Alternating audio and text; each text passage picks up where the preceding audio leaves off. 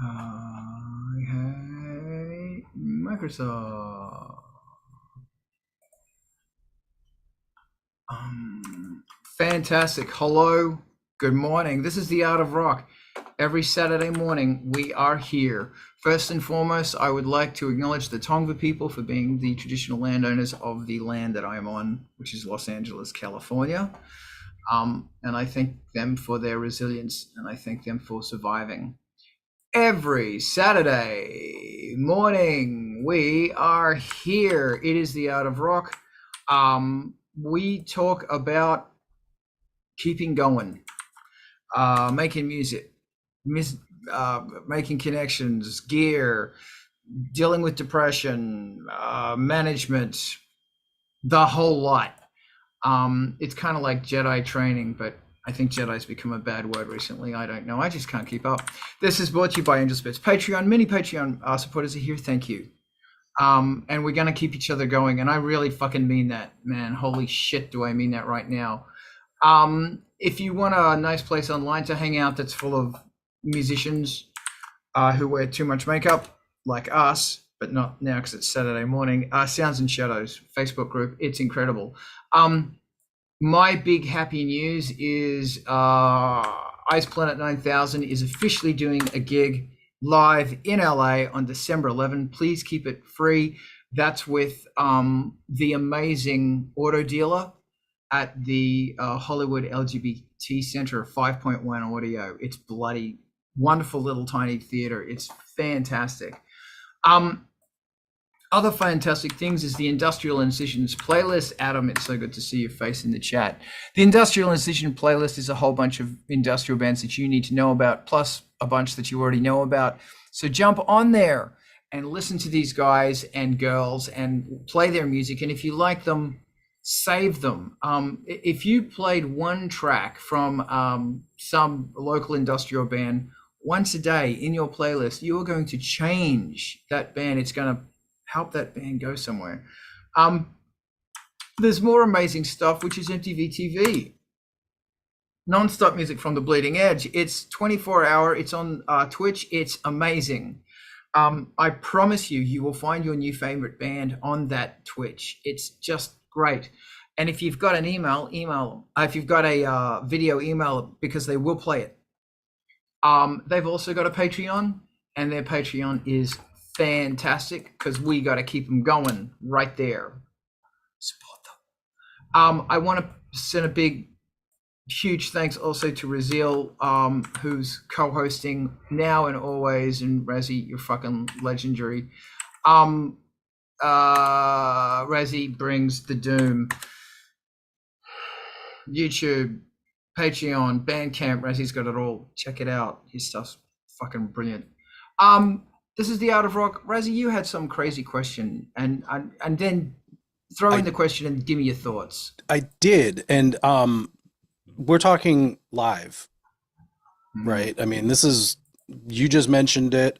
I think everybody on the panel right now is involved in some sort of preparation for a public performance or does routinely engage in, I think specifically with people around, like in a room with people right now, if I'm not mistaken, correct me if I'm wrong, but I just wanted to maybe push us toward talking about preparation for that thing and what some of the different techniques and mental spaces and challenges are for getting you there.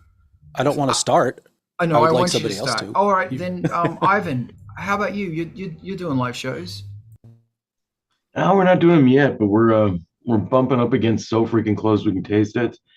And the thoughts of how to handle live are starting to spend an awful lot of time, bubbling around in my brain. And there's a lot of moving parts, and those parts need to actually move and work as expected. As expected is the probably my biggest thing. Like right now, like everything's playing out of Ableton, which means bringing a notebook on stage, which terrifies me because a real computer on stage terrifies me. This is only because I've worked in IT for like 35 years. Like I know that the computer that runs scheduling for MRI will break down in the middle of the day and just not come back. I know that like all of your core routers in Madison, they'll just break in the middle of the day because they will, and they won't come back. I know that the Dilbert.com websites, your like DNS will accidentally get pointed at a modem in Okay, below. thanks, Ivan. We get it. All right. Yeah, Now, it's chaos. Right. And like the big trick is, how do you find ways to keep that chaos down? And like right now, like a good backing track player will make can do a lot of the heavy lifting for you. And there's the was it M Beats makes backing track players that do not suck. They're not quite as featurey as I'd like them to be, because I am searching for the holy freaking grail.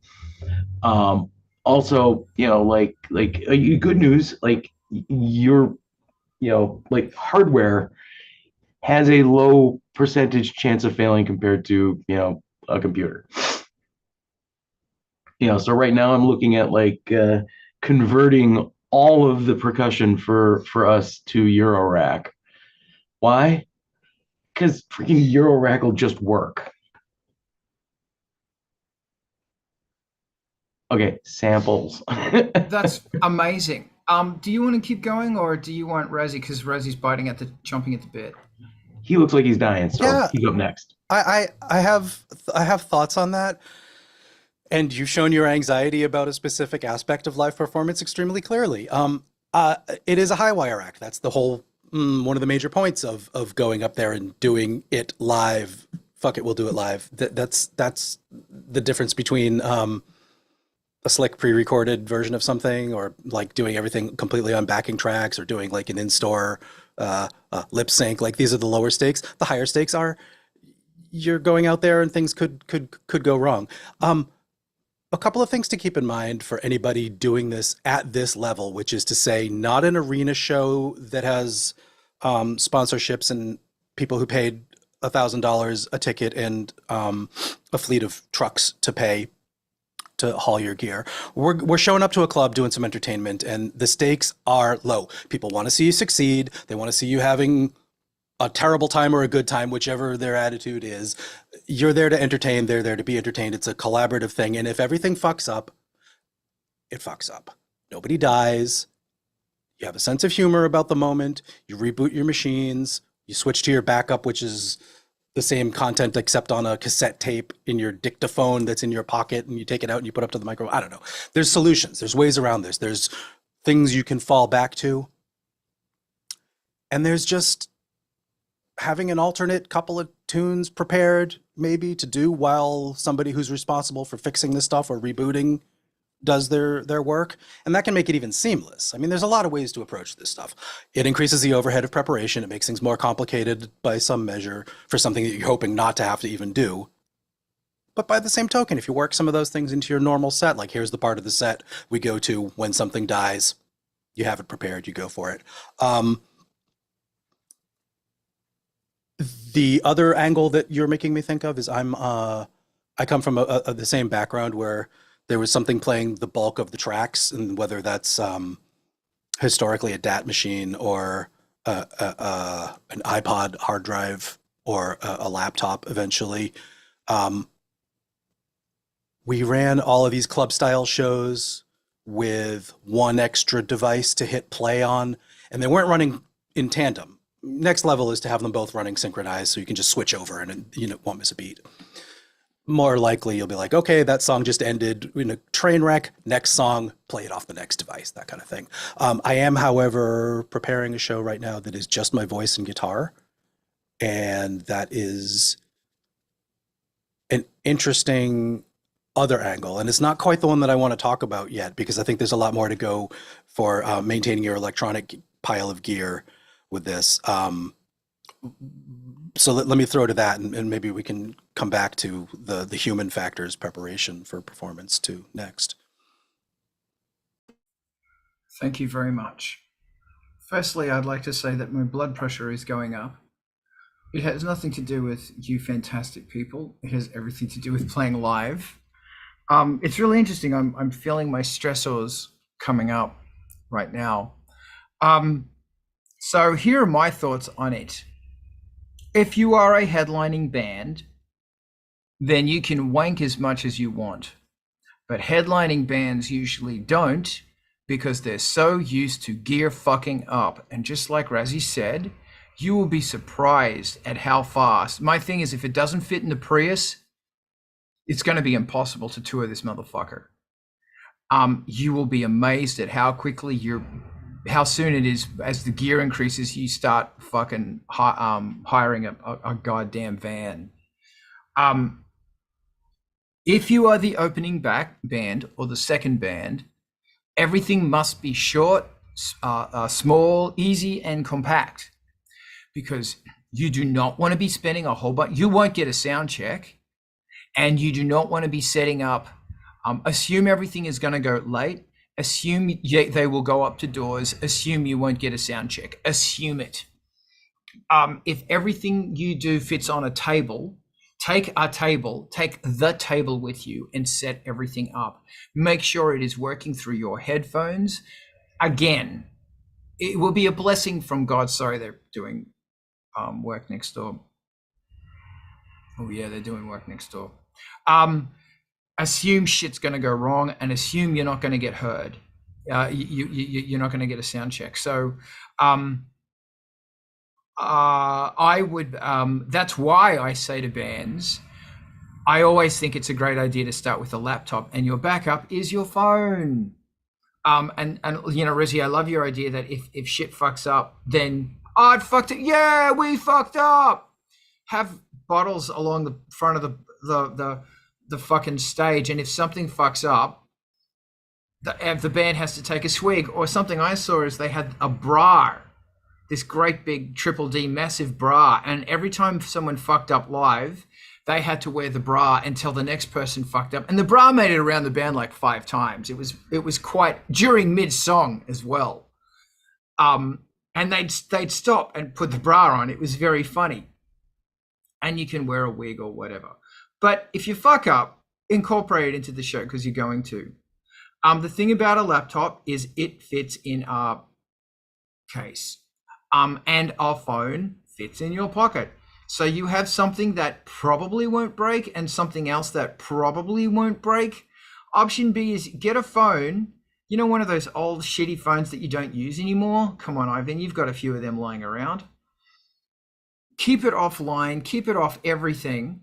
And it's one purpose, because it's not connected, so no one's going to peep, ping, blig or anything. Great, you got one. You put MP3s on that motherfucker. MP3s, don't put 96 wank Ks on it. Fucking MP3s. So if shit, and make that a part of the, it fucked up. Put the phone out of your pocket and jack it in so everyone will see it. You know, it's funny. I'll be quick. I was thinking about how often in music production and music creation, and I think I said this the other week, how often my PC goes down. Yeah, that's a good looking phone. Here's that phone. And my PC goes down all the fucking time. iPads, not so much. Phones, very rarely, unless they get a notification or something. I was thinking about how many times my Emacs has stopped working in the 30 years I have been using it. I can count on one hand. In fact, I have to strain to count on one hand the amount of time my Emacs has gone down. Yeah, I agree with you. Fucking dope for modular stuff never fucking goes down. Like, sure, a cable might fall out. Sure. So, and that's the other thing, is that the more connections you have, the more it's going to fuck up. So my basic thing is, yeah, I totally agree. Computers suck. They're going to go down. They will go down. Our computers went down live when Angelspit used to play live. At least once or twice a tour. And we made a big deal of it. Like it was an entertaining thing. You know, will tonight be the night that the computer inevitably goes down? I don't know, whatever. That's my thoughts. Keep it simple. Keep it simple for yourself. Keep it simple for the poor fucker who's got to do your sound, who doesn't know what you fucking sound like. Keep it simple for the bands before and after you who you have to pull up and pack down for. The audience want to see a show. They don't want to be watching Help Desk. Aaron, what are your thoughts on this? I was about to say too, yeah, it's one of those things where your initial investment might be higher, or it might be something that you previously didn't want to buy extra shit, but get extra shit. And that doesn't mean that you have to ball out and you have to buy everything new. Go to your thrift stores, get your hard shells, get hard shells that used to belong to a fucking toolkit, and put your gear in there with padding. Assume that the sound person is not going to have that adapter, that splitter, that thing. Bring your unit or bring the backup along with it. But point would be, prepare for all of your eventualities, and you don't have to have a fucking giant military tactical Pelican case for your shit, but you could give a fuck and get a hard shell suitcase that was at a thrift store for $15. Add your padding, add everything to help roll your gear and make everything a lot smoother. And like Carl said, if you need a table, bring a fucking table, and that table can double as your merch table. And the amount of live shows I've been to, it's ironic how many people, okay, they didn't prepare for their eventualities, so either the show suffers on stage or their fucking merch booth suffers. That's a whole nother thing. If you use the table for gear on stage, use it for your merch table. But it's those things to where you work smarter, not harder. Think about the fact that we're at a point where, like you guys said, you can mass collapse everything onto your phone. You can put everything on a tablet as a backup. You could have LED lights that are way fucking brighter than a clamp light ever could be. So you could optimize your space on stage or at the merch booth. But eventually, invest in yourself, invest in safeguarding your gear, bringing your backups, and preparing for eventualities. Nailed it. Well said. Well said, Aaron. Ivan, what are your thoughts? Yeah, and I get I obviously get the fear, uncertainty, and doubt of playing live. A few thoughts. One, like we now live in a magical world where we can debug that stuff live on Twitch. If it works there, then you're going to probably work in the club. Also, for the club owner, the club folks, make, like, damn it, everybody should get a sound check. And there should be somebody standing down in the audience space during that sound check that has ears and is paying attention. Because, man, if I've had a nickel every time there's been an obvious ground loop going on, during a show, I'd have a lot of nickels. They're very annoying.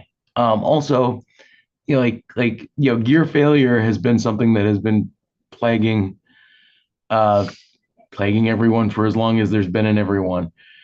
Like the Dead Kennedys have a song about it. There's a video of Trent Reznor famously smashing a DX7 for no apparent reason. And then was it a couple months ago? We were at Lords of Acid, and they had a guitar failure, and was it the lead singer Gigi? Yeah, she handled that like a friggin' pro. She turned the fact that guitar wasn't working into an opportunity to make the show happen.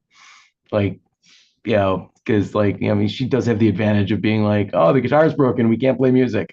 Look at me, I'm pretty. I don't really have that. That's not an option. I think you're very pretty, Ivan. Thank you. Thank you very much. Oh, well, there's so much. I'm feeling this is turning into therapy. Just as far as, well, us being pretty, but also that just this whole fucking life thing is really turning into. Rezi, thank you again. Rezi, what are your thoughts on this hell? It's funny, Ivan, that you mentioned Nine Inch Nails breaking their DX7 as a failure or something going wrong, because they toured on the one that they played with Peter Murphy and the one after that with a pack of DX7 keys to replace them with. That was part of the show. So they didn't have a whole lot of DX7s with them, but as a prop, they also did have a pack of replacement keys so they could, he'd run his foot down the middle of the things and the keys would fly off in a dramatic fashion and they could put it back together. Nice. Yeah. I don't remember who the keyboard tech was at the time, but it was a thing that I witnessed. Poor sucker, we'll call him just poor sucker. Yeah, sure. But it was great. I mean, that was a high point of the show, breaking stuff. It's the equivalent of smashing guitars. Everybody loves destroying your outdated equipment. The thing that also comes to mind with what you're talking about was the preparation and recovery are sort of the fringes of the theme, and you can get really good at your songs and remember where the changes are and what the words are, and you can have your notes and stuff, and doing it a lot of times, like we call it practice.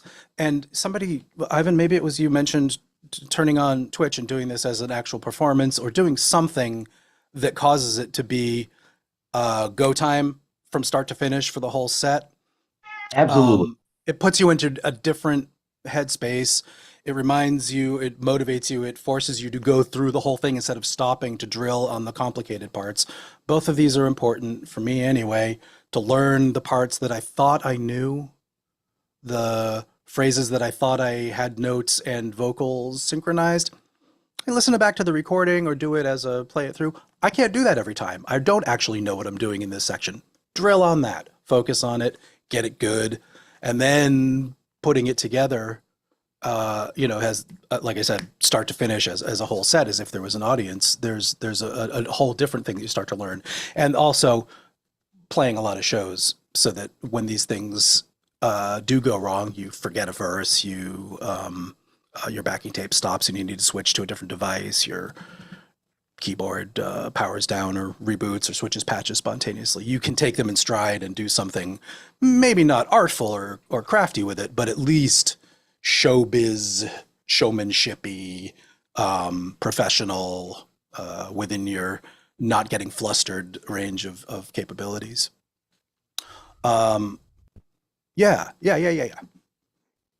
Thank you. Yes. Oh my God, Razi. This is getting into another really important area, which is when it inevitably fucks up, what are you going to do? And the thing is, you have an opportunity for fantastic funniness here. And I saw IMX once. I saw Jeff Buckley fuck up. I'll tell you about the Jeff Buckley story later, because I saw Jeff Buckley live. Yeah. And he stole the show at that moment. And then I saw IMX fuck up, and they just said, "Oh, our gear's fucked," and they walked off stage. And it's like, wow, just when they were about to do President, and it's like, wow, you could have just owned Chicago. You could have done this a cappella and it would have been gigantic. Hey, Aaron, I see your hand. Just give me 1 sec. I'm going to go in after you. I just want to say, as a reminder, on Wednesday nights on YouTube, I put the link in there. Alex, who's in the chat now, does Culture Vulture's deep dive into synthesis is on Wednesday nights. Like his channel, and holy crap, they are the best deep dives ever. And if I could, while you're here, actually, Alex, I would love to see a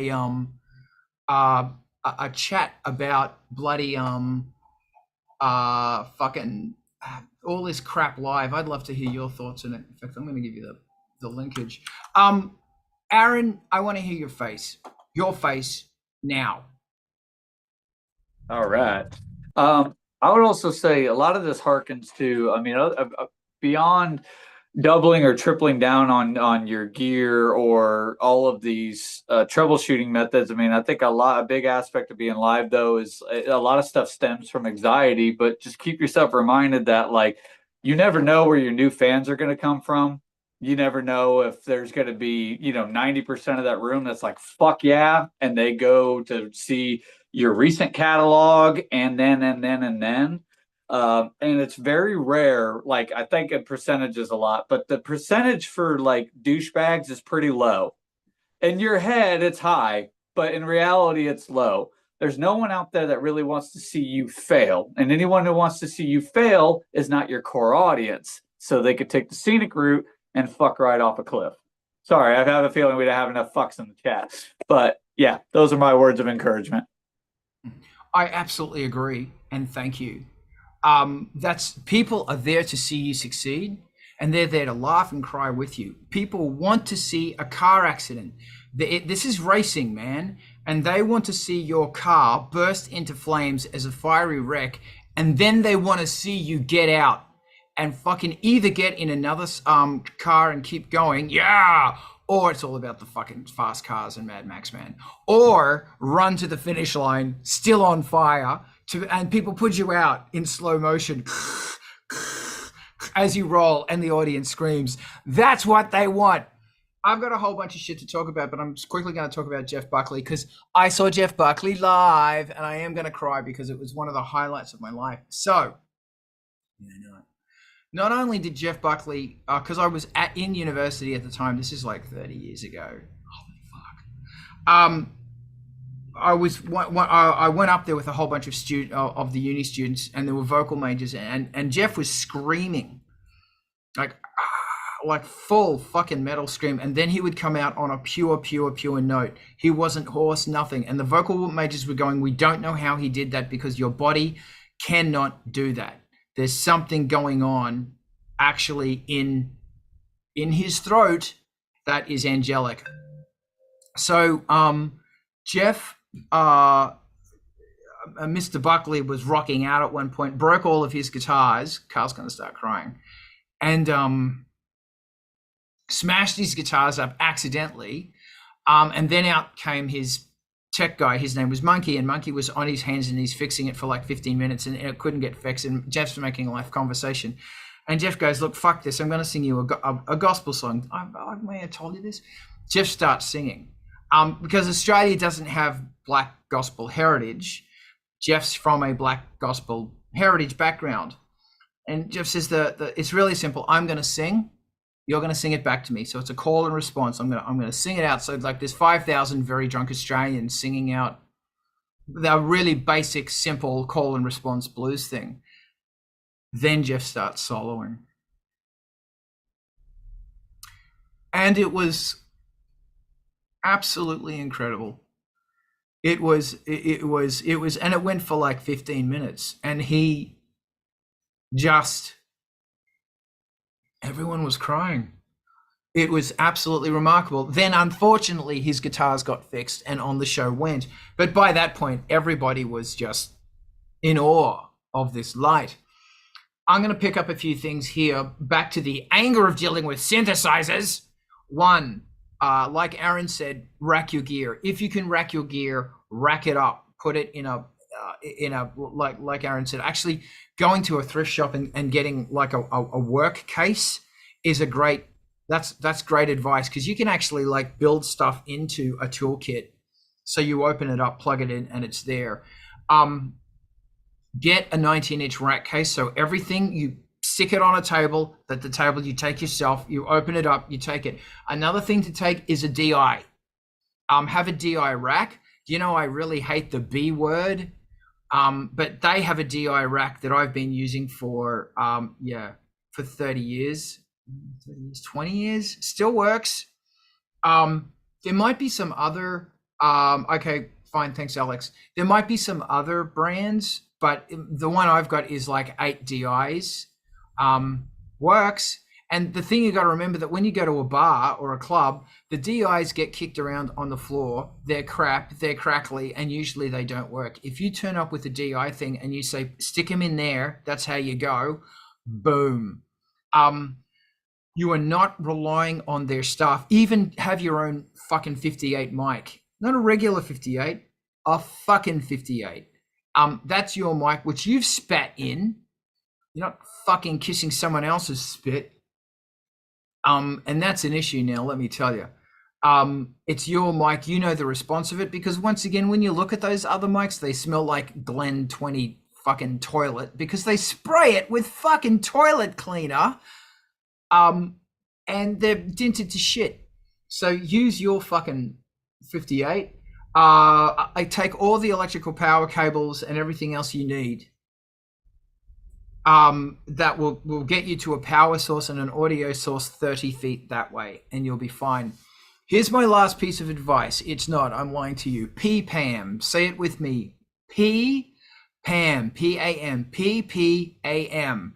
P-PAM stands for power, position, power, audio, MIDI. So when you turn up to the show and you're having a nervous breakdown and your brain doesn't work anymore, the one thought is P-PAM. The first question is, where do I put my shit? And remember, because you're the first band, you have no time and everyone's stressed out because you have to start playing in 2 minutes. Where do I put my shit? The second thing is, where is power? Plug your shit in. The next thing is audio, P-PAM, audio. Plug in the audio. The next thing is MIDI or USB or whatever. And that is why you have to keep your shit as simple as possible, or it's on a table that everyone can just scoot on and scoot off. Because as the opening band, for the love of fuck, you don't have time. Even as the lead band in our genre, you don't have time. Because time is murderous. Was it Ivan? Somebody said rehearsal on Twitch, or was that Aaron? I don't know, but that's bloody good advice. Yeah, Ivan, thank you. That's great advice, is to rehearse on Twitch. Yes, everybody should get a sound check. Everybody should also get free healthcare, housing, and education too. I'm such a bastard. Ivan, I see your hand. I want to hear your voice. Hey, yeah, I mean, let's always remember, I've been telling people this for ages. Bad things are going to happen. It's a fact of life. It's what happens next that matters.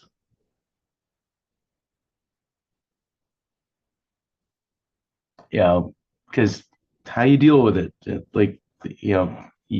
it's either well or not. And also, you are 100% correct on the bring your own mic. I would suggest not only bring your own mic and its own cable, like a known good cable. Sunday night at Cold Waves, Cassandra Complex was using the house mic and cable, and wow, that cable crapped the bed. Like right in the middle of the show, it's just like, and then it's just dead as a doornail. And the cable they replaced it with was short.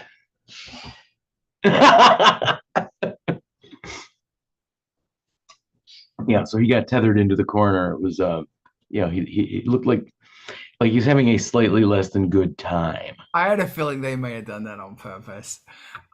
It's called really. It was a great show, though. Can I just say also, I'm sorry to interrupt, having a mic that is crackly is very handy when you forget the lyrics. It's really, because you come off the mic, or you pull it out accidentally or something, but it's really handy. And then you go up to the sound guy and say, look, man, you're doing a fan job. I've just forgotten the lyrics and I'm pretending that it's broken. And that's another really really make a pedal for that. Yeah, I know. Or I usually ask somebody who knows the lyrics to stand front in the middle. I'm looking at them the whole time.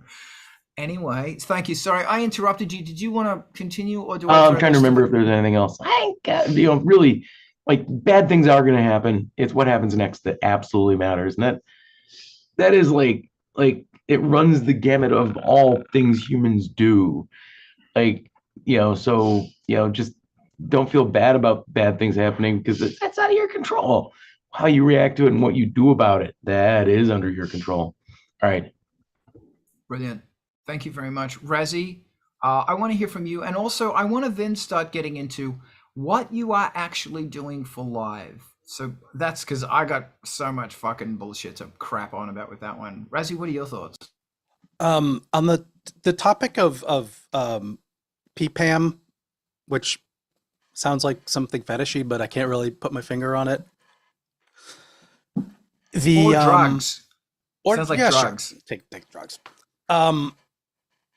You're sharing the stage with other people. This has been broached a couple of times in the conversation, but to be really fair and cool with everybody, the things that you can expect are, maybe you're an opening act, maybe you're third on the bill, maybe you're a local opener for a touring act. They're dealing with a lot more hassles than you are, and the fact that they're taking up the entire stage and giving you maybe just the front portion, that's gonna happen, and it's fine. The idea of the short cable reeling you in is sometimes very much on purpose, and I don't know. You probably are already okay with a small area on the stage, but that is a kind of thing that may come up once in a while. If their entire stage props and dressing and backline and stuff doesn't get pulled back far enough for you to put your plethora of gear, you're going to get maybe a stage extension with no space to move around in. Just don't be surprised when that happens. It does. Make the most of it. The things that you are probably guaranteed to encounter are a AC outlet and mic inputs. That's probably fair to expect.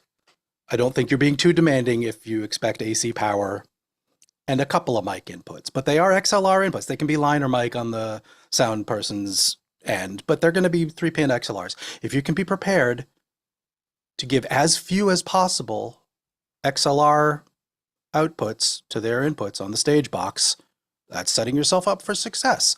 And there's a pretty rich tradition of YouTube show off how complicated it is inside my stage rack, but here's my 2 output lines for stereo to the house.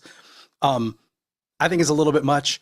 This may be somewhat contentious, but I'm of the mind that, especially with 20 years of DJ culture, nobody cares if your sequencer tracks are running from a sequencer and can be changed on the fly. It doesn't translate. Nobody will hear it. Nobody will know the difference.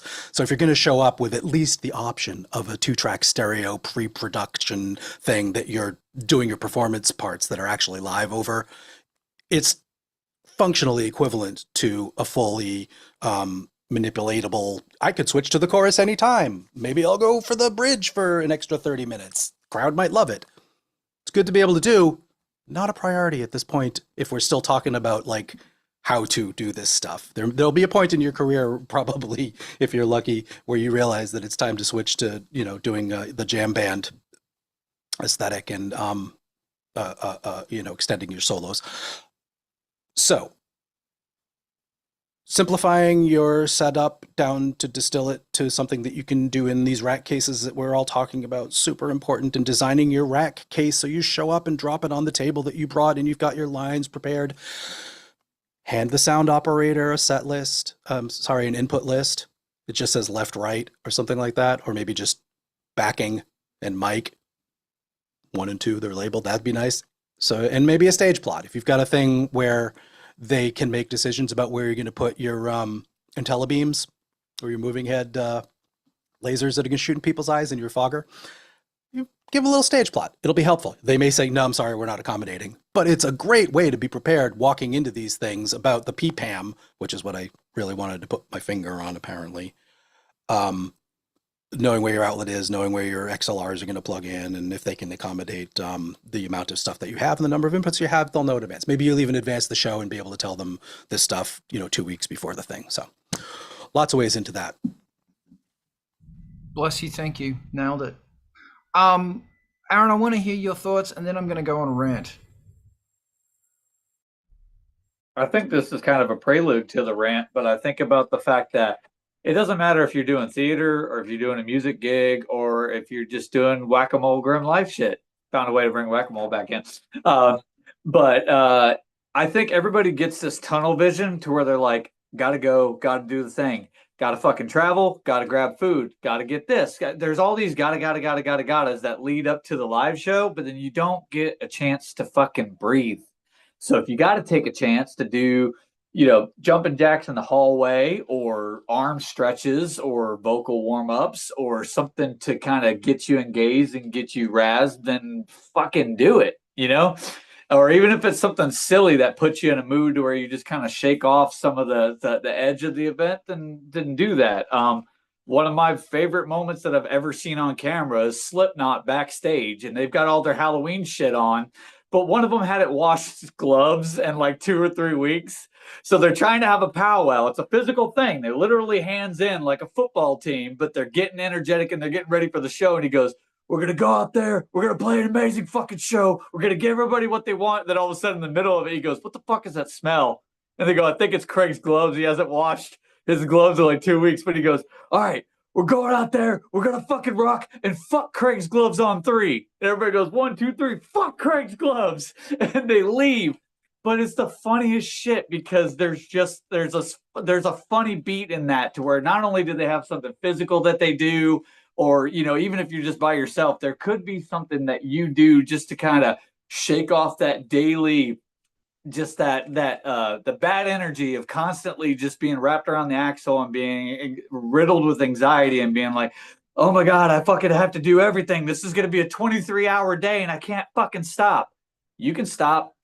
You can find a little portion in there just to take that downbeat or take a deep breath or be like an actor before they start a scene. Take a second, close your eyes, take a deep breath, exhale, then do what the fuck you got to do. Thank you. Yeah, it's really fascinating, man, that I've never, like, everything you've done leads to this moment. And at that moment, I'm too busy thinking about something else. And it's funny that with a live show with Angelspit, everything goes wrong leading up to it. Like, you're dealing with merch, you're dealing with the door, you're dealing with all of this fucking shit. So you're running around crazy energy.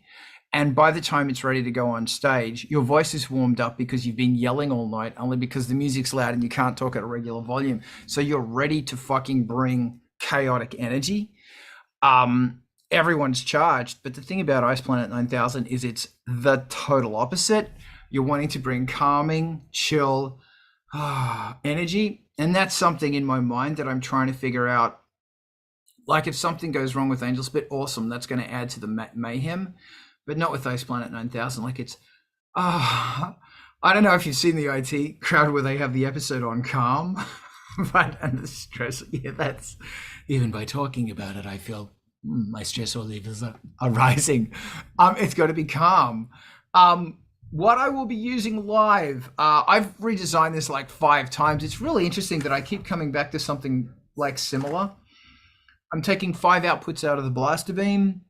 It might be 3 now, but one of them's going to be the sub, and there will be 2. I'm taking the O1V desk live now because I was going to be using. I've got like a really cool, fun little 12-channel Mackie that can send out 4 different sources, so I could get quadrasound and also a sub. But I've decided that mostly a sub is taken off the front, left, and right, and it's summed and subbed in a lot of theaters. So that's what I'm going to do. The cool thing about the O1V is that I can be fucking around with that stuff. So I can compress it, and I have a good compressor, and I have EQ, and I can save it from track to track. The other thing is that coming out of the back of the Emulator 4, which is the main synthesizer, I was thinking about taking the Rev 2 as well, but I have decided not to do that because why? More gear, more fucking around, and it doesn't fit in a Prius. All about them Priuses. Get that motherfucker chainsawing shit up right now. It's so industrial.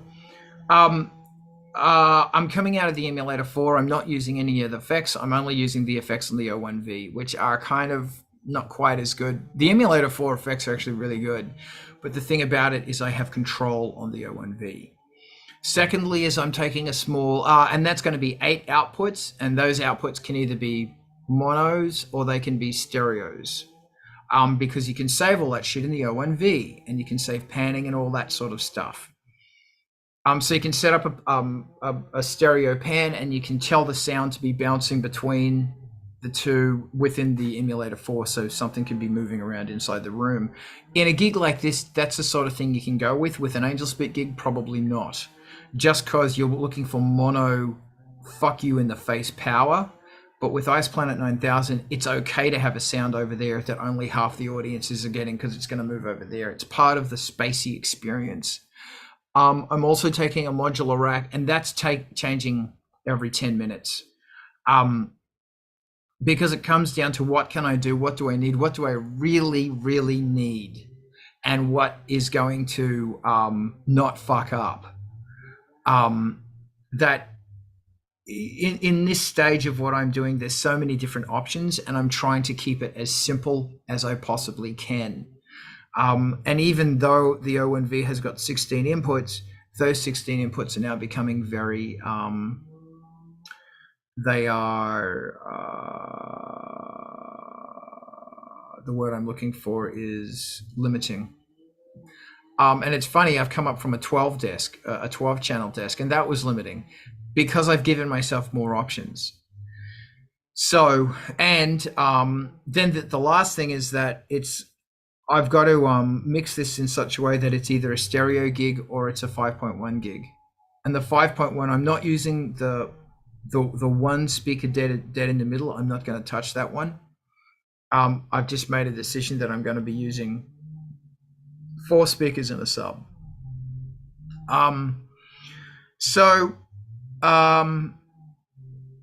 Then there's the part about actually playing it, because I'm doing it all live. I'm playing it, all the parts are zoned up on the controller. Everything is live. So I'm making all of these notes about the songs. I'm going back to the songs. This is from an album that gets released actually next. It's being put onto the Patreon now. But they're longer songs. They're longer. They were based on ambient jams. And it's just really interesting that it's a different way of thinking of things. And there's a mud map, and it's funny that I'm finding myself in the songs going for future tracks. I'm going to actually learn how to play them live. Then I'm going to record them, which is like a really old school rock and roll thing to do. But because it's so funny, you know, when you're playing stuff live, there's more things that come, and then there's all this other shit that's going on that I don't need it to be going on. But I don't want it to be limited to what, if I can play this live, I never want to be limited to that because of streaming and because of everything, you know, 10,000 people are going to hear the recording and only 10 people are going to see it live. Those numbers aren't accurate, by the way. That's my thoughts, and I have so many more thoughts, but I'm just scared I'm boring people right now. And I still have everything written down on this piece of paper, which has been constantly, it's all crossed and it's a fucking mess. Yeah, Raziel, I see yours. And isn't it curious how people they won't know this shit, but if you don't do it, they'll know it. They will know it, and I want it to be, yeah. That's what I got. Aaron, I see your hand. Hey, I was going to throw back in with the idea that, yeah, again, or further emboldened, like people want to see you succeed. And if you have some kind of issue, you have some kind of tech issue, assuming that your mic isn't fucked, I mean, I think that can lend itself to a lot of good opportunities if you kind of think about, all right, you know, like this has gone to the wayside, but this might be a chance to describe what you're doing, what an album concept is, you know, or just generally riff about the thing that you are like infatuated with, you know, or it could just be, you know, the elevator pitch that I always riff about with Grimm. That could be your chance to just be like, well, for the uninitiated, my project is about da da da da da da da, and I'm glad you're here for the ride. Bear with me, you know, while we get through this tech issue and so on. It's a chance to engage with your audience. It's a chance to try to unfuck everything, and a chance just to get the segue, you know, while you get everything back on track. So it's another option, you know. The key would be just to dissolve the anxiety as much as humanly possible, because you're just like, hey man, I'm doing a thing and just trying to make this work, you know. But you know, if you show a little appreciation, let people know that, you know, I'm glad you're here for the ride, I'm glad you're here for the show. 1,000 pardons, that goes a long way. People might have been like, yeah, well, the show went kind of fucking pear-shaped, but they turned it around, you know. Oh. Good advice. You know, listening to you now, I realize that I do not have a backup plan because everything's live. Everything's coming off one keyboard. I can't take two keyboards. I need to think of a backup plan, dude. Razi, what are you thinking? Bring a Yamaha Reface or CP little thing with built-in sounds, like whatever you've got that actually has speakers. Like there's some high quality stuff that has speakers, a la the shitty Casio stuff used to back in the day.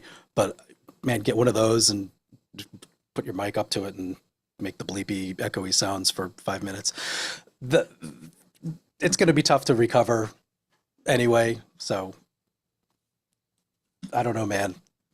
One major difference between operating as a solo performer playing a club gig and operating as a group of 150, 600 people on a national tour is a redundant rig for everything that has a failure mode that causes the show to stop.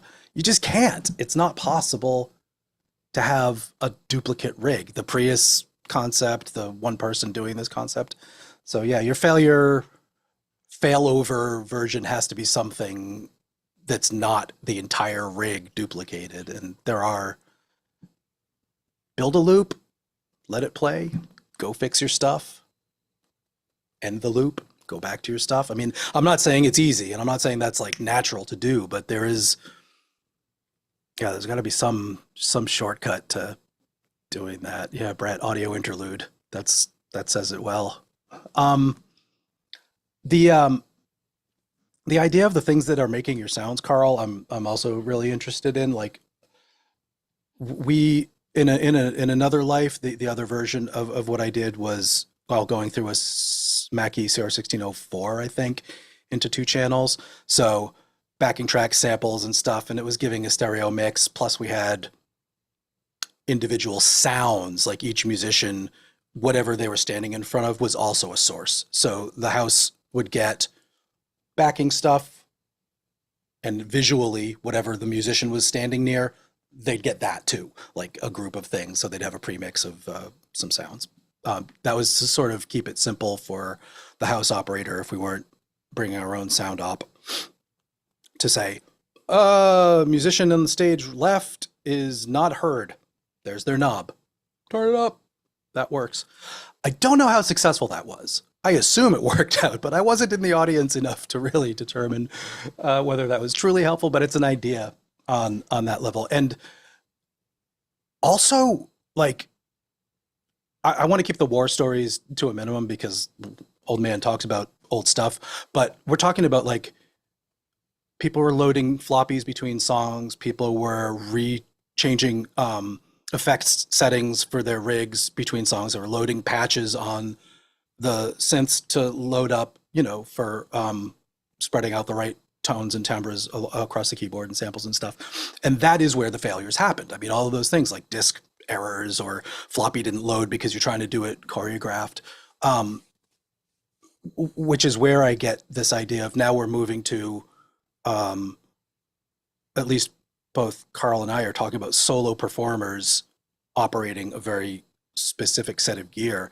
I'm moving toward also all playing live, but right now the idea is my 58, my cable, my audio interface, my laptop, my choice of a reverb. I'm not switching programs. There's no tempo sync. Guitar plugged into the same interface, into the laptop. When this all goes down, I'm going to have to play really loud. It's electric guitar. Nobody's going to be able to hear it, but if it crashes, it crashes, and that's, what happens. Maybe I'll bring an acoustic guitar as a backup. I don't know yet. No changing patches on the guitar, no tempo sync delays, nothing, none of that. If I change a tone, it's because there's a volume knob on the guitar and I get a little more gain, or I change pickups.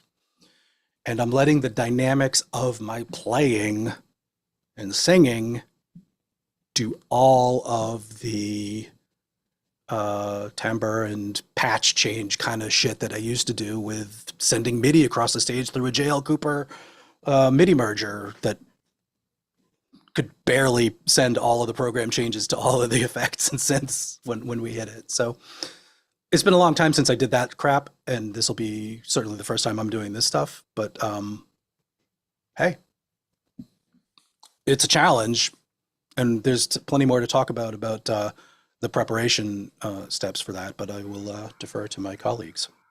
That's excellent because it lets the creation process of music fill different areas of your brain and a different set of problem solving, and that's what's really exciting. Like that's what's Fully, yeah, very different.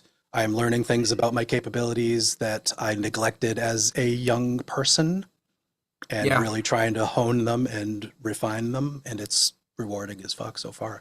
Even if the show's a failure or something, or I don't do a tour based on this thing that I'm putting together, who knows? Yeah. Go ahead. What I'm doing now, I've wanted to do my whole life, and this is the first time. And I'm 52.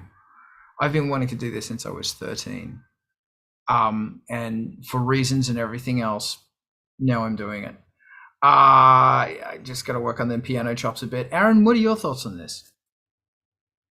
I was thinking, like as a could, I mean, it's so hard to kind of think around like an audio troubleshoot, but I was just thinking if there was some kind of a runtime delay, it's like there could be a backup via tablet or phone, etc., that plays at its core what Ice Planet is about. You know, like it could be the Kickstarter splash campaign or just, something like that. Just, just something to consider. Or option D, bring puppets. It all goes to shit, just break the puppets. I think puppets are a great idea in an ambient show because when you've got people like in that third eye thing, introduce a really creepy puppet, like a ventriloquist is a word I can never say. Dummy. Now you feel relaxed. Yeah. Yeah. And then they're like, wait, what the fuck? Everybody, by the time they look around and figure out what's going on, you're like, and go. And what you do is you have like close friends that they know.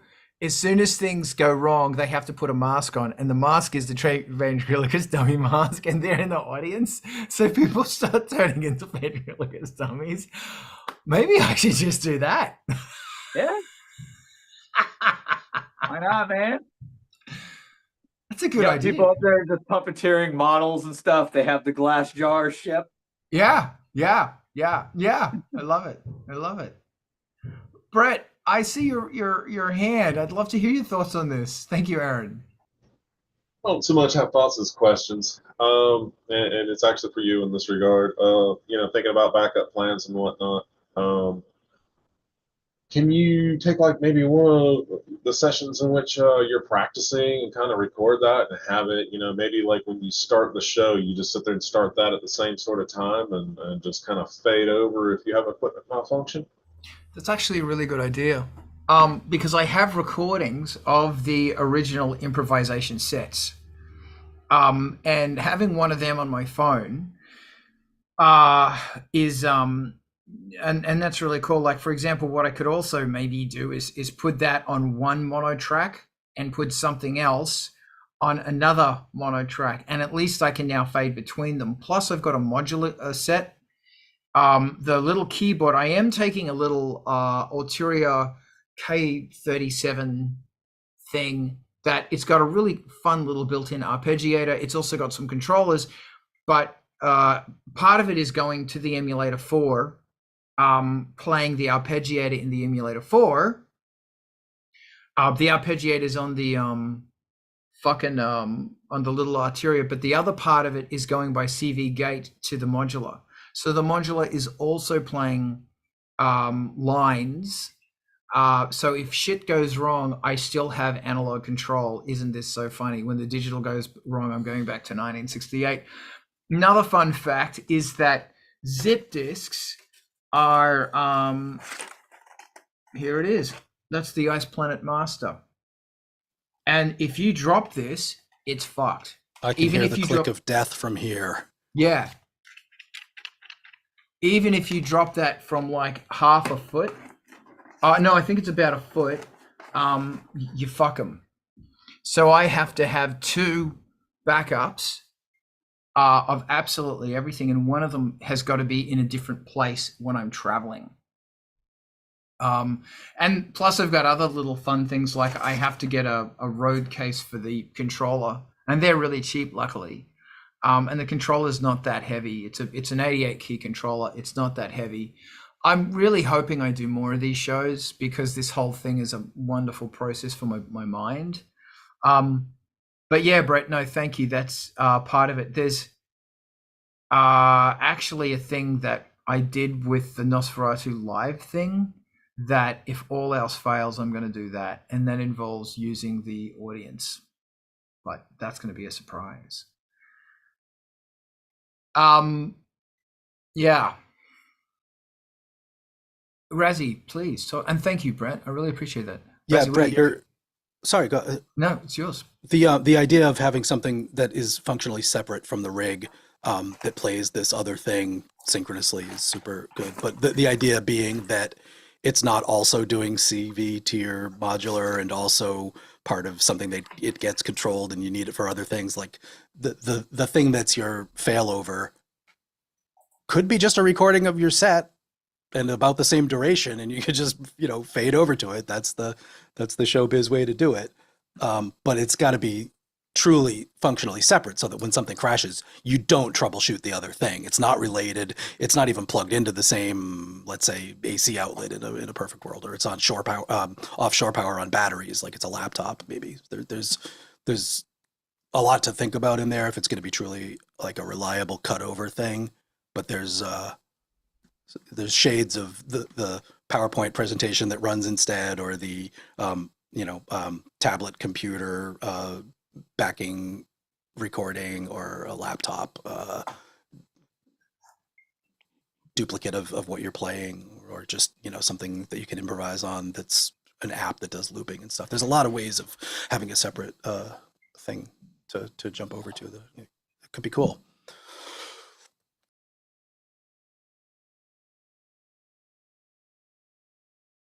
Does anybody else have anything they want to bring up for this, or more questions they ask? Because we could go on and on about Resi.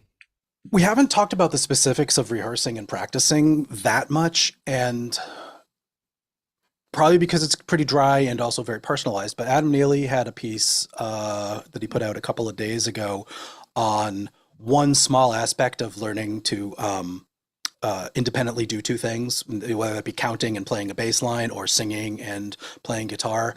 And the interesting way that he had to present it was that we don't have to do this in time. You can, the way that I've been doing it and never realized and hadn't talked to anybody about, is my finger is on this fret when I'm singing this word.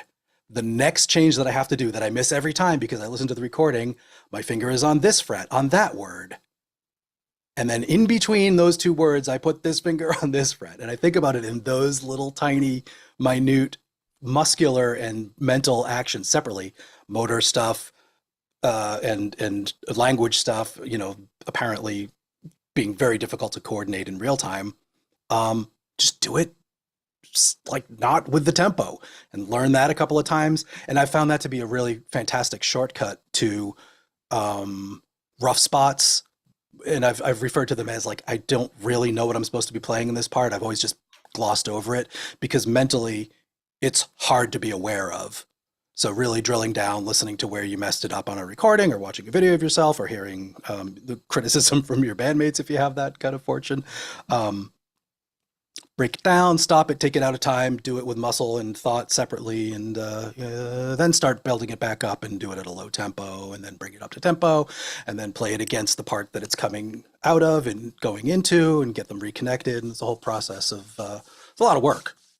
Maybe it's an age-related thing, but I'm finding it much more difficult now than I did last time I tried to learn stuff. But I don't know. Thank you. Good. There's another conversation here that has to do with why are things more difficult. That's another conversation, and I don't think it has everything to do with age. I can think of some stuff too. Yeah, Ivan, but nevertheless, I really appreciate that. Ivan, what are your thoughts? Yeah, there's actually a lot to be said for slow-moing. Learning the parts. If you ever done like ballroom dance or particularly ballroom dance? When you're learning new stuff, like doing it at halftime or doing it with no time at all, just working through the parts, like that it works. It works well because like you can focus that on where things need to be without like dealing with tempo on top of it. Then you add that later.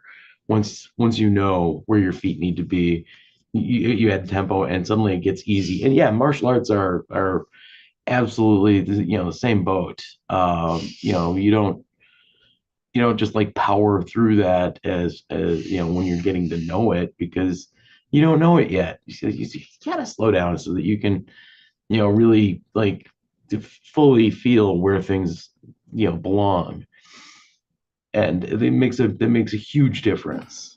Then don't feel bad about just like taking your time and like just getting through that one little hard bit, and then worrying about the rest of the song later.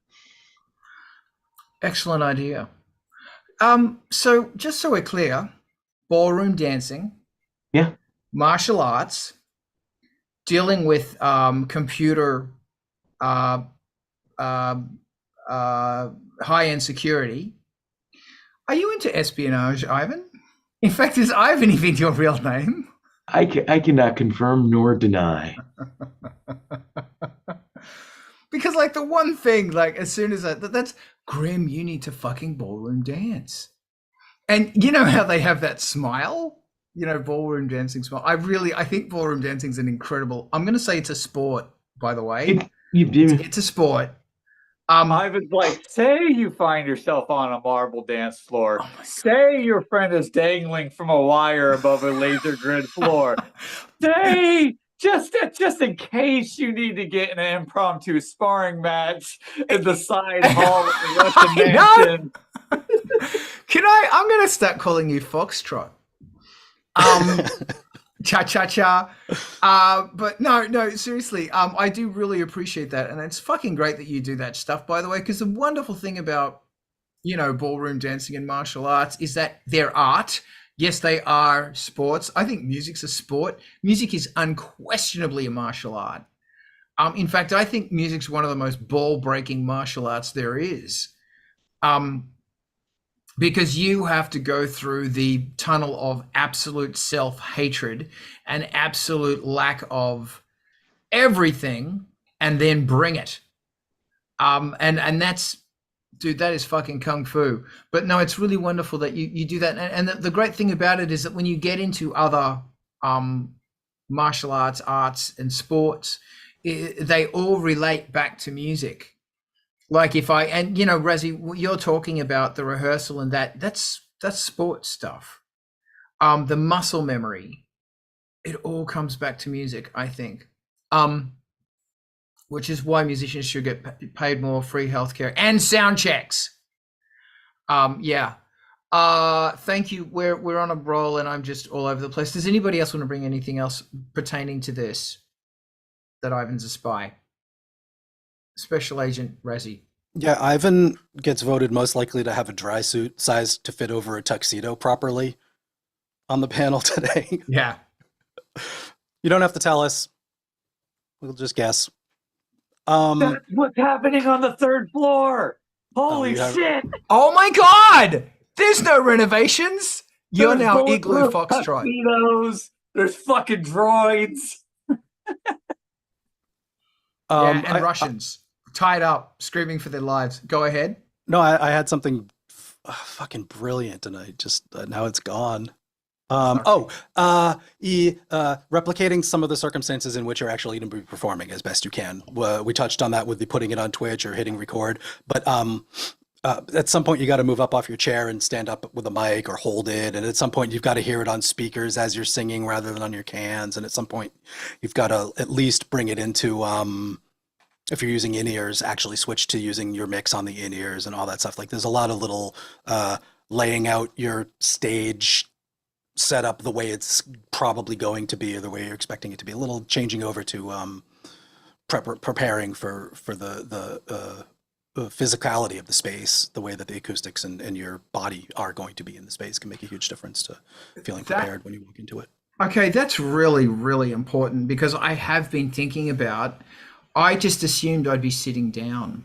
And therein, what chair am I going to be sitting in? Because I've got expression pedals and all this shit going on. And using expression pedals while standing is not easy. It's easier to do it sitting down. Like I'm thinking, should I be standing? But the problem is you can't really play the blaster beam when you're sitting down because you've got to put your weight on it. This is part of the really interesting,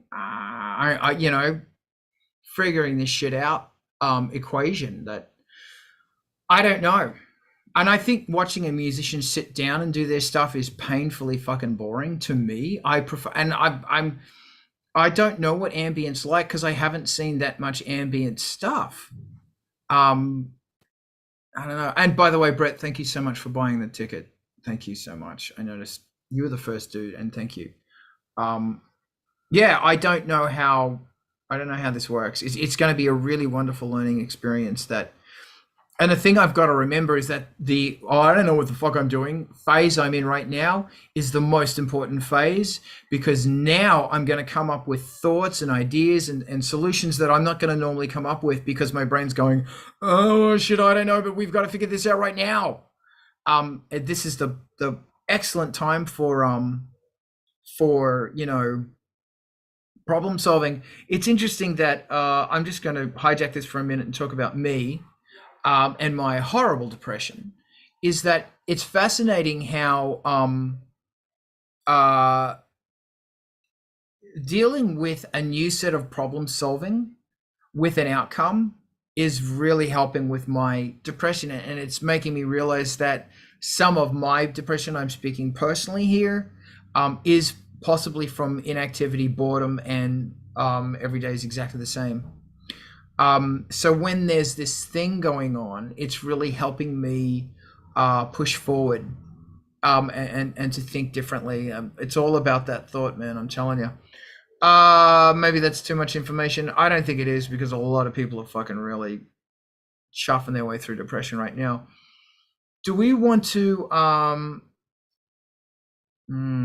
thanks, Brett. Maybe a sort of arm rest thing that allows you to stand and be stable. Yeah. The thing about a standing chair almost, where like if you could kind of put like a stool, kinda, but without a seat. I was thinking more like something that you could kind of you could support your weight with, like with your elbows, so you could still play, but would give you that stability with your feet. It's that's not really the issue. Like, and here's another thing is that if I'm going to be moving from this end of the keyboard, I'm sliding my chair over as opposed to leaning my weight. The thing that is for me, like, it looks like I'm only taking one expression pedal, and playing an expression pedal while standing up is something I'm still trying to figure out. And I'm trying to figure out how do can I build an extension onto the extension pedal? Because, like, it's this much movement to drastically change the sound. Well, if there's a piece of an extender here, that tiny amount of movement is now that. Yeah. So I'm trying to figure out how can I do this stuff. And interestingly, I bought a very fucking expensive Roland, I got it off Craigslist, expression pedal, and it doesn't work with my fucking keyboard. Yeah. What the fuck? I got it. Hold on. But then I got this really cheap expression pedal, and it does. And the whole show is on that expression pedal. So if that expression pedal fucks up, sorry, Aaron, the floor is yours. You have two?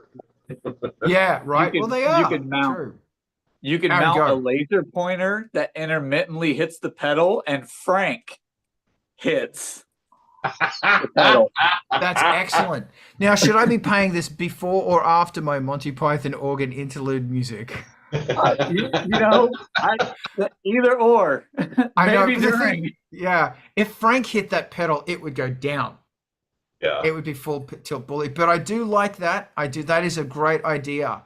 Maybe I could train Frank. Razi, I see your hand. I'm going to claim having the most years per pedal operating standing up on the panel today.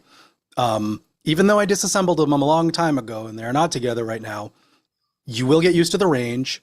Having a little bit of an angle on it is your pedal board's job if you want to change the angle, and having them mounted to a pedal board so that they're repeatable and don't move, and you can hit two of them at the same time if they're right next to each other. You can use one on the other foot, but having them attached, fixed in relation to each other, that'll get you the muscle memory for how their range works. And also, they may have a trim. You want to use the full range of the pedal though, and do the as I'm sure you're amply used to, the scaling and curve interpretation on the receiving side. Let the pedal have its whole range. Don't use its own, minimum level or anything in the control voltage realm. That's it. Keep it simple. Keep them in place relative to each other. Get used to them that way, and you will definitely, whether standing or sitting, get used to the feel of how they operate, and the range that they have is probably enough, even though they're plastic Roland cheapo ones. So. Yeah, no, it's not even Roland. Like the Roland one I've got is made out of metal.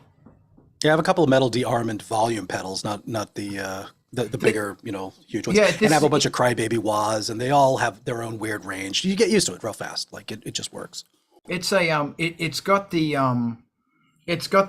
a stereo volume expression, and it's got MIDI volume CV volume as well. I have a three 2 input 2 output with a tuner output and a trim knob, whichever one that is that Roland makes, and they're smaller compact ones, but they're rugged and they've lasted decades. They're fine, and they're pedals. Wow. Okay. Yep. Stereo with tuner output, so 2 ins 2 outs per pedal. Dude, you can do stuff with them creatively. Okay, that's good. Because I was going to be getting a more fucking shit. I don't need to. I'm good, thank you. This is does anybody else want to jump in at this point? Because there's a whole bunch of really amazing stuff going on. Thank y'all for merch. Does anybody want to talk about anything else to do with live? Ivan or somebody had another question. I think Frank is on reverb so that Carl can talk to us. Yeah, Frank's currently looking for stuff. I have trained him to do that. Did anybody else want to? We were talking about Ivan before we started. We were talking about something or nothing.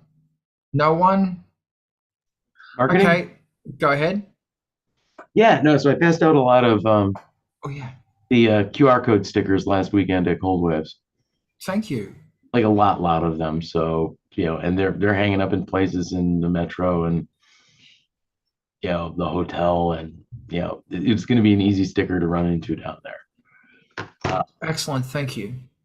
The question came up at one point of where does that QR code lead to? And right now it just leads to the playlist. Good. What it should probably lead to is Linktree. Because then we have more control over what's going on. And we could, I think, make custom URLs on Linktree so that we can have a way of knowing how somebody got there. Because now stats are getting collected, and I mean this is basic.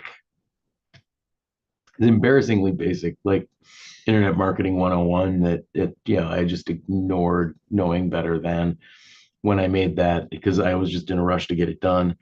But if we switch to a Linktree type situation, I think we'd have a lot of opportunity to, get the playlist more out there and get this show better known and, anything else that we want to do, like my MTV. Yes, and yes. Just a quick point of clarification, if I could. Ivan, you said that the QR code leads directly to, but did you generate the link with something that has an intermediary, like a link shortener anyway? No, I just used You I just embedded used the full URL to the Spotify playlist Yeah. into the QR. Okay, that was made it really easy at the time, and it works, which is great. but it doesn't give you a tracking component. Yeah, we got no tracking on it whatsoever, other than anything that Spotify might be doing for us, which is apparently not much. The saves have gone up, so thank you. That's working. Thank you very much. Aaron, what are you thinking? Yes, all around. I mean, as much as it's great to pour your heart into a post and then try to put links and side chain every other thing to where an Instagram leads to a this and it leads to a that. Yeah, I didn't really thought about it. I got to see how much real estate there is just on Linktree, but I mean, it's no issue. It's like I've shared the playlist in the past, but even better if it can go on a Linktree tab. I need to brush up more on where the analytics and the foot traffic and all of those things, when they pour in, if you could track them. I think it's good all around. I think some of it that's more airtight is I think the way Ivan did it and the way that Linktrees are. Because if you just go searching out there for a free QR code thing, here's my short 30 seconds of fuck it. I was getting ready for CreepyCon, so I'm sitting there thinking, okay, new QR code. I think I already have one through Linktree, but let me just do this thing. And it was called QRFi, but who really gives a fuck because it's trash. Only after I got all of my stickers printed from Sticker Mule and got them in, they go, oh, we're glad you scanned the QR code, but to make it work, you need to pay us like $80 a month. So I got thoroughly enraged, hated myself, and old Aaron was like, hey, dumbass, get your fucking QR code that's worth the fuck off of your Linktree, print it on sticker paper, and redo it. And that's exactly what I did. I cut myself about 200 of my QR codes from my fucking Linktree to stick on top of the stickers. So learn from me as I make over excessive hand gestures. Do not fucking use a free QR source. Use things that are baked in that use URLs or link trees, etc. What was the name of that company again that tried to fuck you? It was QRFi, like just All right. QRFY. Fuck QRFi. Fuck them. They're the fucking devil. Fuck them. Yeah.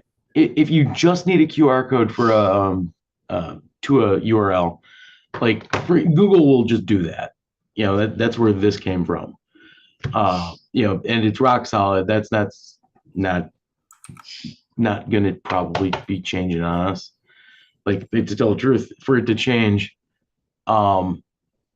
Spotify would have to change our URL destination. Yeah, and that's not gonna happen. So less worried. But I think having this sticker lead to a link tree that then has all of the choices and kind of handles the traffic direction from there in a nice, simple, easy to follow, beautiful way, really gives us the opportunity to get more out there. Also, being able to generate a per a URL per campaign. My words making are broken now all of a sudden. Being able to generate a URL per campaign though is really super freaking handy, because it would be nice to know what the result of a particular sticker is. Is this sticker and where it's going, is that working? Right now we don't know terribly well, but with good slightly better tracking, which is not really the invasive kind of laying a cookie on everybody's phone kind of tracking. This is just does my stuff work, which is pretty innocent as far as I'm concerned. And I used to do web trends as my day job, so I'm embarrassed that I didn't think of this earlier. But it will make, I think we can make this, go a lot further. Also, for the next series of stickers, because this is a pretty nice looking sticker. This works. Like people respond to this really well. But I think the next version of this, the QR code should be more integrated into the image itself, so that like the image and the QR code are part of the same same team. Love it. I think it would be better that way. And we can all thank the amazing Paul Barker for pointing out to me or asking the right questions that resulted in me thinking very deeply about how this was all working. Also, next time we do it, the sticker, instead of it being square, if it's kind of 2x1, so the bottom half is the QR code, the top half is I considered that as well. I love it. I love it. Thank you again for doing this, man. Fucking excellent job. Razi, your brain. Oh, I don't know. I am so burnt out on DIY value of trackable links and stuff. Like, you've got to do something with them. Like, it's nice to know was a phrase that I heard. It's be interesting if we was a phrase that I heard. Your only tool against link rot and charges and intermediaries fucking with your stuff is to just put all this stuff under your own domain name. The domain name that you've had registered for your band that you own, that you can move to another registrar, that you can put a website up at, that you can put a link resolver at, that you can put a link shortener at if you want to have short links, all of that stuff.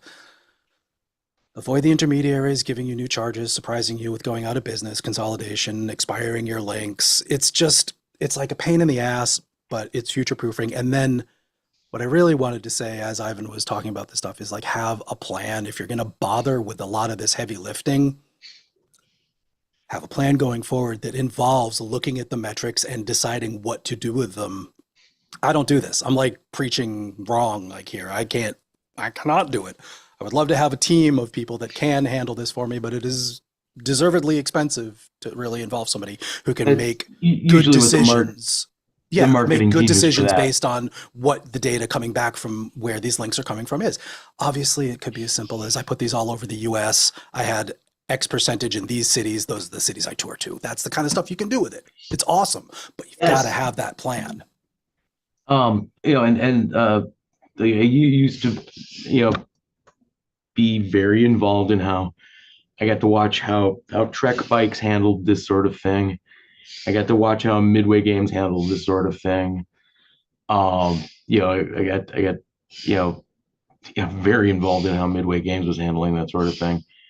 And just with just a little bit of handling this right, we can really. As the counter example to your story, I just got archived logs of 10 years of logs, which compressed down to a tiny little file that somebody emailed to me and said, hey, should we even keep this? Nobody's looked at it. And it was from, like 06 or something, like 10 years of logs from 06 to 16. And nobody had used them or looked at them as server logs, like refers and stuff. So it's like, yeah, I'm keeping them. I'm not going to throw them away, but nobody's ever going to look at them. Yeah, there's probably an Iron Mountain vault that is still full of Midway Games, logs. This is fascinating. I'm just chewing my leg off. Aaron, do you want to help me talk about something great? For the love of Christ. Yeah, don't chew your leg off, man. Okay. If I were to think about a through line in all of this, I think a lot of this is just things that are learned on the back of frustration. It's the day of the gig, shit not going right. It's every other show not going right. But I think a huge part of that, though, is how often do you do a debrief of the shit that you do? That's just a question to ruminate. When you're at Waffle House at the end of the night, at the end of the gig, or several hours of sleep later, and you're at Waffle House starting your day, because Waffle House, you don't not go to Waffle House after you do a fucking gig. So that being said, like really legitimately, when you're in a good headspace or you feel like, you want to vent it a little bit, you need to take the most objective form possible and just be like, what worked, what didn't, and somewhere in the middle, what fucked us, you know? So you can literally just take a stark appraisal. It's not that starry-eyed look of euphoria, like, yeah, we did the thing, and thank God it's over. No, there needs to be a critical point to where you say, you know what?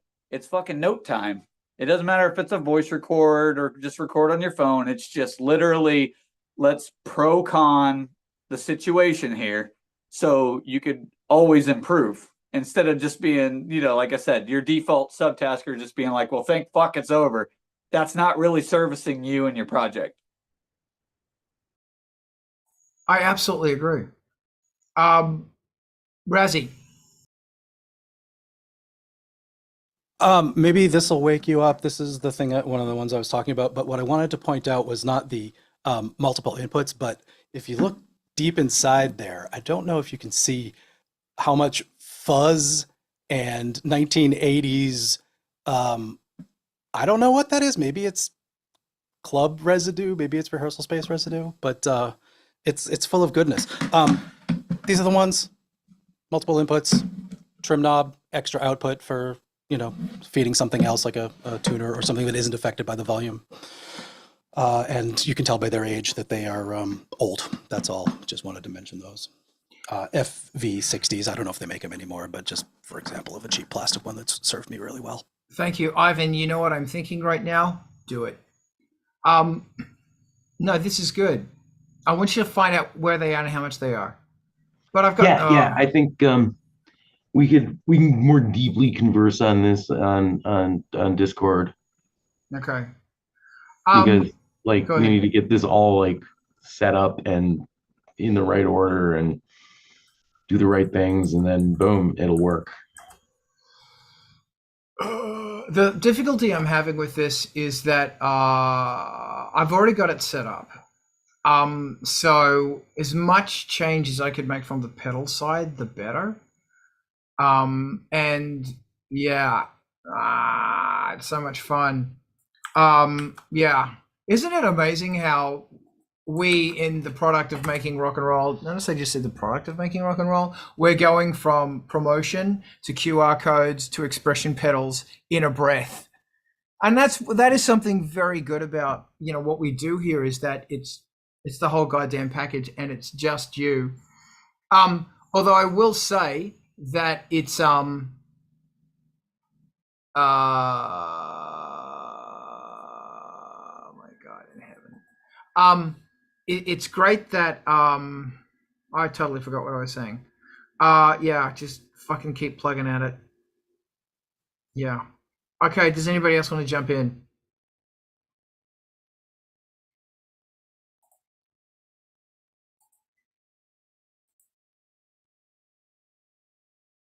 No one? Wow, really? Seriously? Hey man, every now and again you end up like a blackjack dealer at the table. You just, I got nothing. There's nothing else in my hands. And if you want to kill a conversation, start talking Go about back to, yeah, putting like things into laser scannable codes or optical scannable computer codes. We could keep talking about that, but you're gonna hit your forehead on the desk. Yeah. Veritasium had a really great piece on how to build and what goes into the QR codes, and interviewed the guy that developed them. So we could refer to that and talk about what each individual part of the layout means and how it's decoded. You want to start there? No. Surprise. No, absolutely not. Yeah, pointing it at a link tree is a great idea. I've just found that people want one thing. Like, they don't want options. Freedom of choice. When you scan a thing, the link should go to the thing that's relevant to it, not a list of stuff to do. That's my issue with the link tree, is that someone goes, hey, yeah, I've got this really cool thing. It's in my links tree. Once you scroll back 300 options and it's not named the way, it's like, here is my new album. Click. And it goes to Bandcamp. Buy the fucking album. And the other thing is, you've got to tell someone 5 times. The magic number is 5 times. That after the 5th time, they're going to start going into decision-making mode. You have to tell them 5 times. That's why we need to mention the Industrial Incisions playlist and MTV TV, each of them on alternative weeks. You've got to pimp that fucking shit once a week. So people get it. Just put it on your Facebook, put it on your Twitter, on your Instagrams with the link to it in the stories, because I fucking hate Instagram. I hate everything. Razi, tell me about love. I think I love the idea of having all this information. I said a minute ago that you can collect it all and then do nothing with it, and that's a problem. But Aaron, you're talking about like debrief and make sure that you've made your assessment of the information you collected. And I want to amplify the idea that whatever you're putting in the optically scannable link should go directly to the thing that it's talking about, not to a disambiguation page or a list of other stuff that isn't related. But the times that you do need to intermediate are if you have a tracking pixel from Meta or cookies or something that you've got to do something with to make a conversion happen for marketing reasons. There are legit reasons that you have to go to something other than the thing.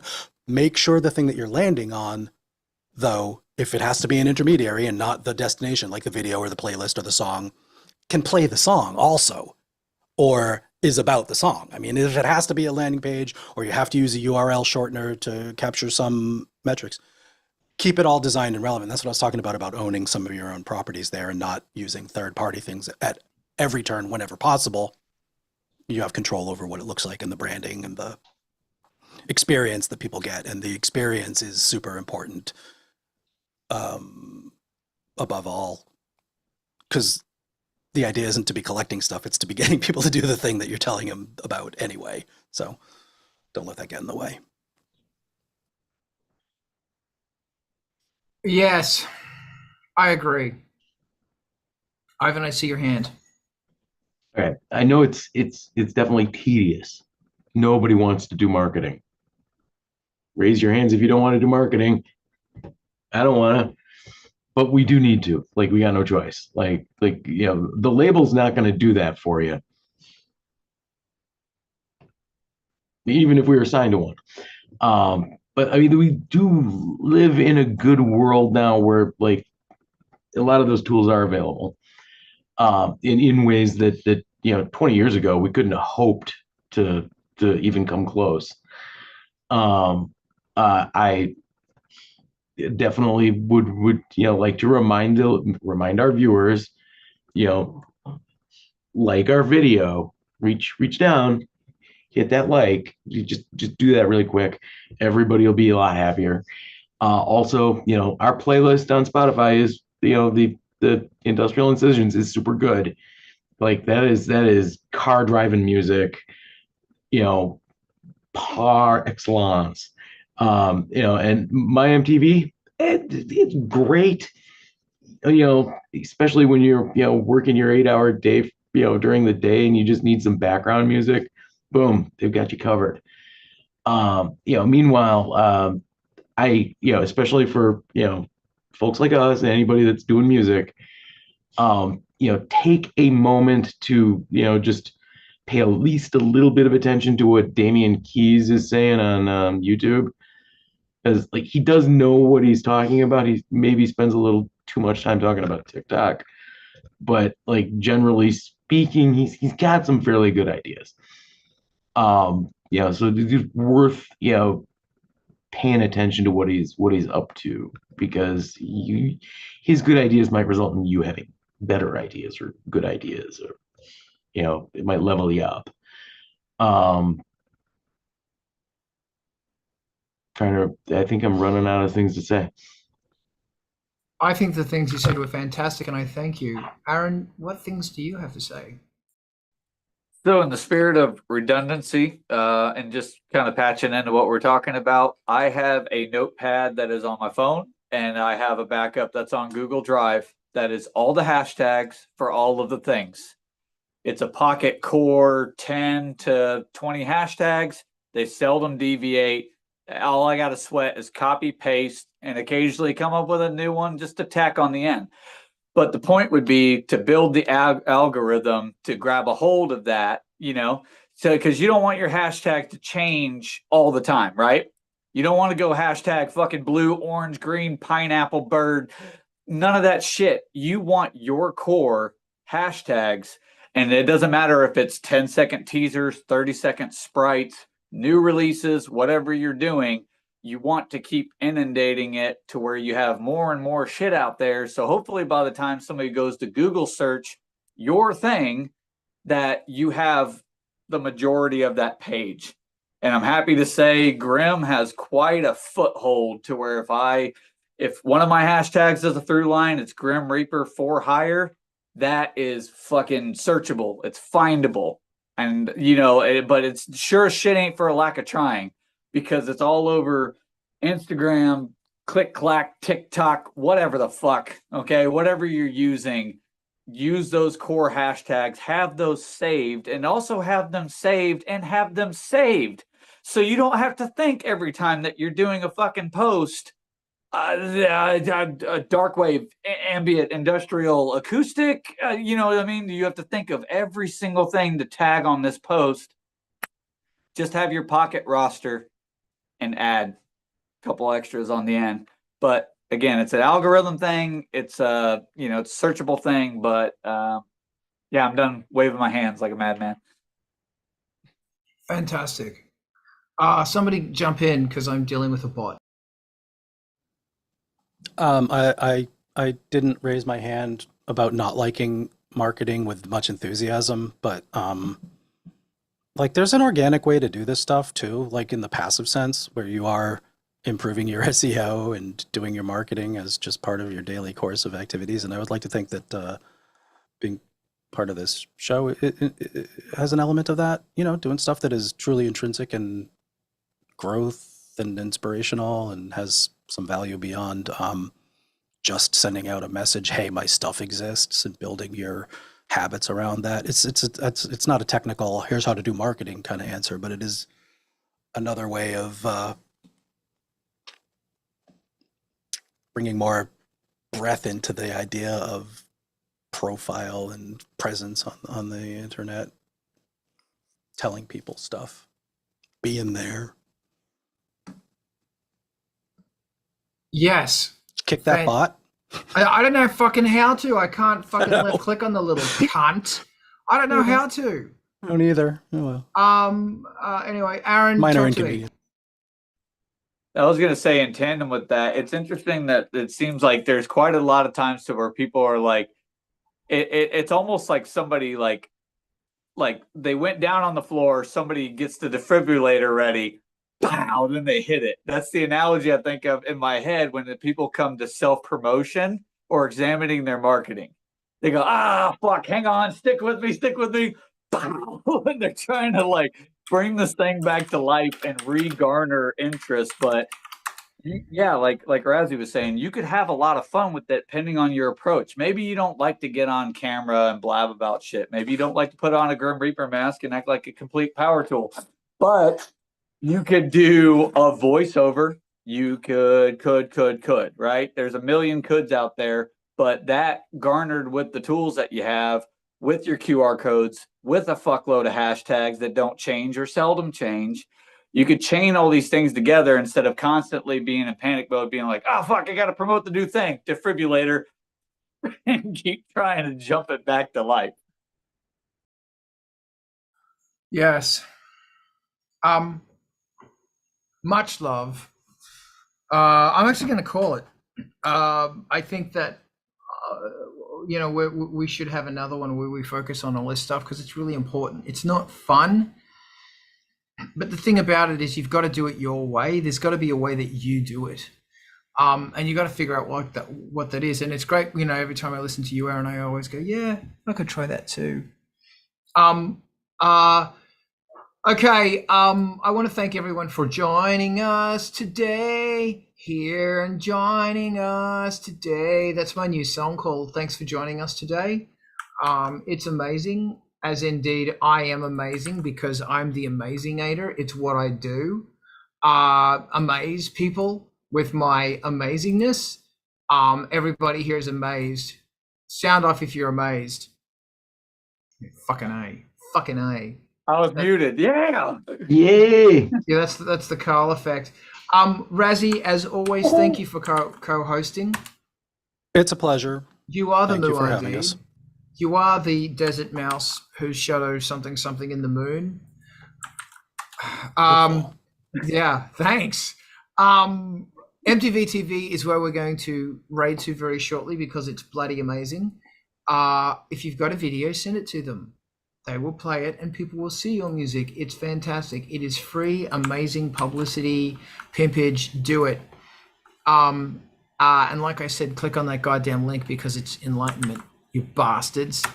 The Industrial Edition playlist is what we've been going on and on and on about because it's fucking great. And you need to do it because if you don't, we're going to come to your house and we're going to fucking threaten you with something I don't know. After you get shit in the mail. After you get shit in the mail or while you get shit in the mail, I don't know. Thank you to Angelspit's Patreon. That's Angelspit's Patreon. You can join it for free. I just jump in because most of the stuff I do is for free or for as little as $3 $3 a month. You can help support me and help keep this stupid, ridiculous fantasticness going. Art of Rock is here every Saturday morning. We stream it on the Twitch and other places too, for your listening enjoyment. And I'll just, as my final thing, that's the gig. Ice Planet 9000 is playing live in LA, and I'm very excited, kind of terrified, kind of nervous about it. With Auto Dealer and an ambient band from LA. There's a bit of a clique in LA. Would you ever believe it? Wow, there's a clique in LA. And it's really hard to set up a show, an ambient show. So we've had to do it ourselves at great expense. But that's it. It's going to be 5.1 audio. There's going to be a whole bunch of beautiful lights and projections. And it's in one of the best little black box theaters in LA. Really, really pretty space. And Matt, who's in the band, both Matt and I work for the LGBT Center. We've made that space. It sounds good. It sounds, oh man, the sub in that room is the most happy thing. But now, ladies and gentlemen, brothers, sisters, and others, we are going to raid on over to MTV TV. We're going to hang back here and have a chat ski. And I can never find the damn raid thing here because I suck. Oh, hey, one more thing. Remember, Wednesday nights, go check out Culture Vulture. Because it's amazing. Alex is going to talk about a whole bunch of bloody awesome stuff, and it's fucking phenomenal. Synthesizers, man. Guy really knows his stuff. It's really inspiring. So Wednesday nights, go like Alex's shit, and go watch it because it's fucking awesome. We're raiding to MTV TV. Click on that goddamn link. I'm setting off a raid, and we're just going to sit back here and talk a whole bunch of crap. Maybe about extension pedals. Who knows? I think we're going raiding. We're going raiding. Oh, for God's sake. Here we go. And it raids. Bye. See you next week. Raid now. Raid now. I always think of Thaden.